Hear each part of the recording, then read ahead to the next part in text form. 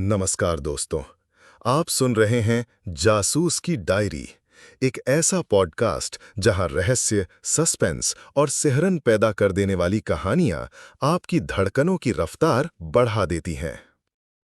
आज की कहानी का नाम है नदी की भूख। मैं पंजाब के एक छोटे से गांव में रहता हूं, जहां खेतों की हरियाली और नदियों की शांत बहाव हमारी जिंदगी का हिस्सा थे। लेकिन अगस्त 2025 में सब कुछ बदल गया। भारी बारिश ने हमें घेर लिया और सूतलज नदी उफान पर आ गई। समाचार कह रहे थे 1400 से ज्यादा गांव डूब चुके हैं, 30 से अधिक मौतें हो चुकी हैं और पूरा राज्य आपदा क्षेत्र घोषित हो गया है।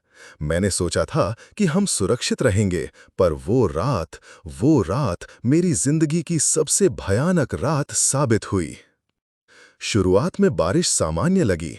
मैं घर की छत पर खड़ा होकर देखता रहा कैसे पानी खेतों में भर रहा था। मेरी पत्नी और बच्चे अंदर थे, डरे हुए।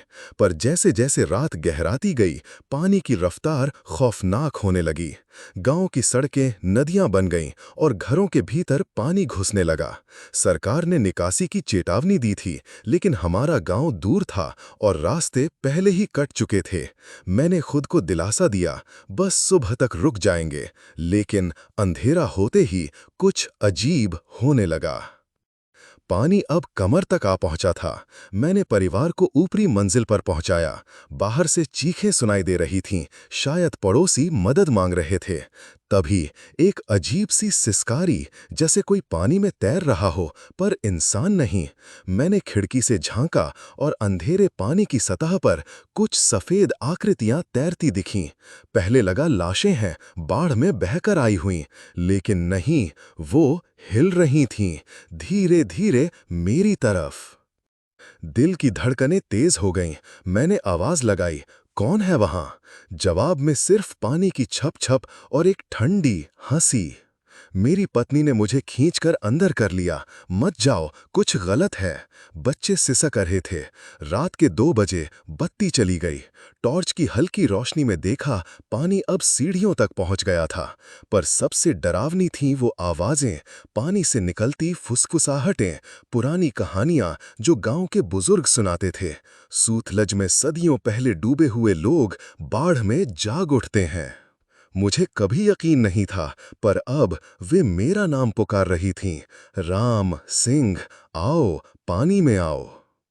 मैंने दरवाजा बंद करने की कोशिश की, पर पानी का दबाव इतना था कि कुंडी खुलती जा रही थी।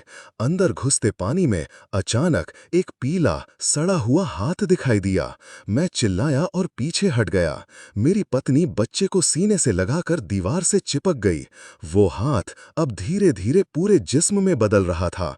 एक औरत की आकृति, लंबे बाल, पानी में फैलते हुए, सफेद आंखें, जैसे मौत की देवी। उसकी फुसफुसाहट, तुमने हमें भुला दिया, अब हम तुम्हें लेने आए हैं। मैंने लाठी उठाई, वार किया, पर वो आकृति पानी में घुल गई। बाहर से और आकृतियां भीतर आईं, बच्चे, बूढ़े, सब डूबे हुए। पुराना कब्रिस्तान जो बाढ़ में बह गया था, जैसे उनकी आत्माएं लौट आई हों। पानी बढ़ता जा रहा था और वो हमें घेर रही थीं। मैं परिवार को छत पर ले जाने लगा, पर सीढ़ियां फिसलन भरी थीं। मेरी पत्नी का पैर फिसला, वो पानी में गिर पड़ी। मैंने झपटकर हाथ पकड़ना चाहा, पर वो चीखती हुई बह गई उन आकृतियों के बीच। नहीं! मेरी चीख गूंजी और मेरा बच्चा मेरी बाहों में कांपने लगा।